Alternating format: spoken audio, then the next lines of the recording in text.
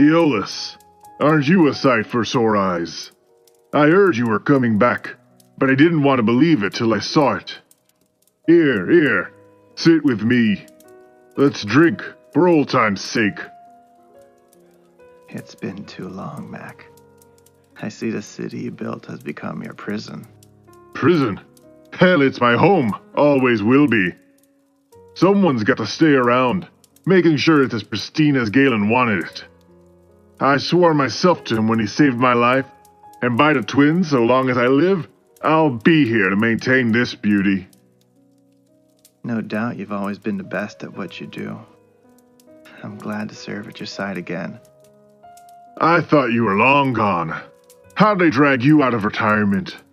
Certainly not your old title. Elander has it now, and I don't think he's one to willingly share it. No, and I have no intention of taking it from him. Consul Bodazar requested me for my experience to serve as an advisor in this time of war. Just an advisor. Ha! That's a laugh.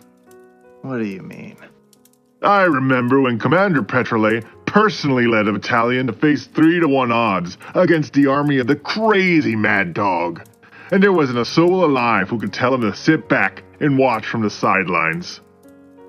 Goddess's grace, I did that, didn't I? It's a blur. I was reckless in my youth. Youth nothing. You were a ripe old 500 even then.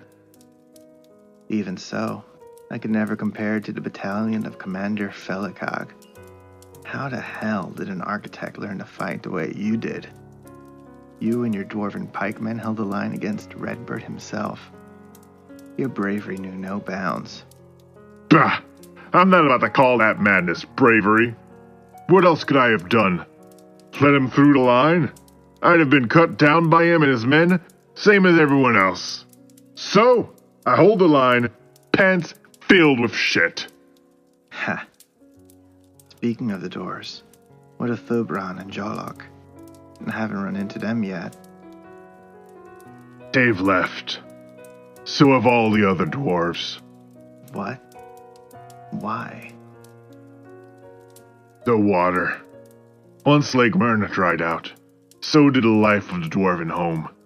Last I heard, most of them had left, leaving only the most stubborn to face dehydration and starvation. Why have you stayed here then? Shame. I can't face my people. Not without doing everything I can here to fix my home. Did King Galen never resolve the trouble with the dam? You missed the end of it, Aeolus. It wasn't long after you left that the king collapsed. What? You wouldn't have known it happened. It was kept secret. Imagine the chaos. The people knew their king had fallen ill, with no heir. He was never the same afterwards. His mind had slipped away from him. He was still so young. This kingdom is still so young. So, is this it? Is this how the dream dies? Still in its cradle?